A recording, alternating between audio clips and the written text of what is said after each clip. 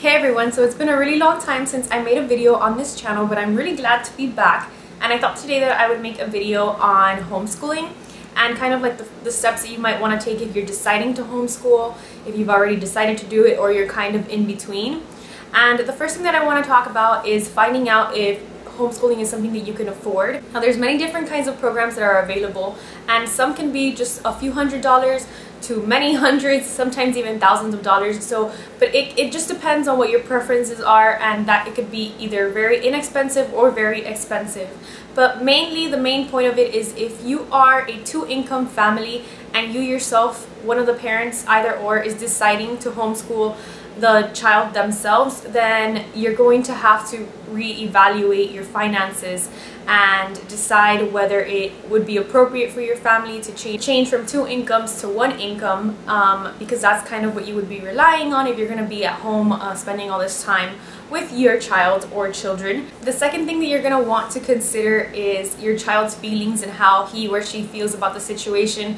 Many times the child is on board, and that's fantastic if that's something that they want to do, but other times when the child doesn't know if they're comfortable with the situation, or if that's something that they want to do, you're going to want to reevaluate the situation and make a list of your pros and your cons and see if this is something that you actually do want to do. And if it is something that you do want to do, then you're going to have to come up with a different approach so that your child will feel more comfortable with homeschooling. This way, once you and your child come to an agreement of how things will work, and maybe the child is fearful that he won't get as much social interaction, then you might want to look into homeschool co-ops or just other extracurricular activities that he or she might be interested in, whether it's dancing or sports, some other kind of activity that's going to keep them entertained and still be able to socialize with others. The third thing that you're going to want to do is really pay attention to your child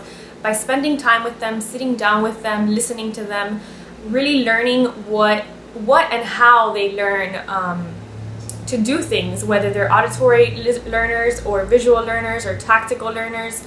It just really depends on what exactly, how they go about learning things, whether they need to see things or hear them to really get something to stick with them.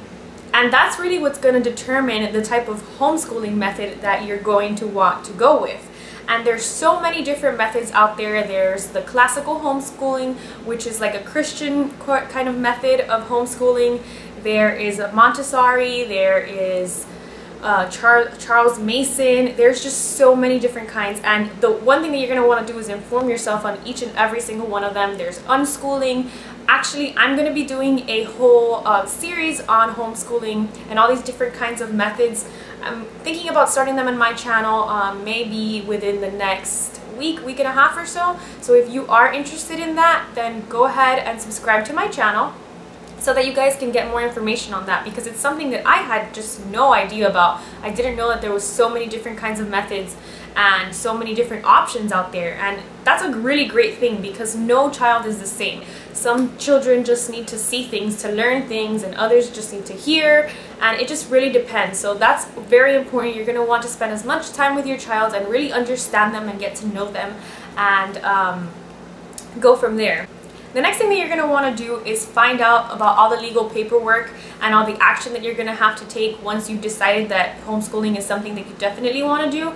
Every state is different, but for example, we live in Florida, and for Florida residents, what you're going to have to do is fill out a notice of intent, and along with other legal paperwork, you're going to have to mail all your child's information, your information, to the state. And once they approve it, then what you're going to want to do is always keep like a file and a folder with all your child's paperwork, and at the end of the school year it's reviewed, and you know, it's just a process. But like I said, every state is different, so what you're going to want to do is definitely find out what your requirements are for every state, what action you're going to have to take, and have all those things not only ready but handy, so that in case something ever does come up, you are ready and you have all your paperwork, all your data, everything that you're going to need.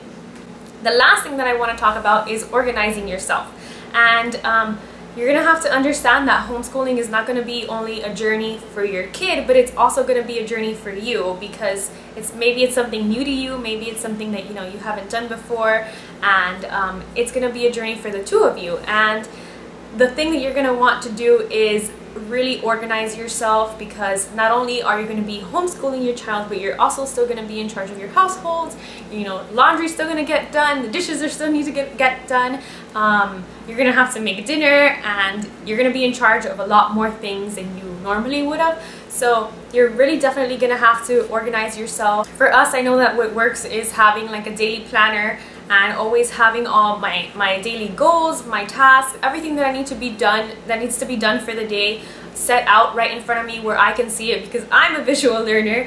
And yeah, that's basically everything that I wanted to talk about. So I hope that this was helpful, and if you have any comments or questions, then please leave them in the comments below. And thank you guys for watching. Bye!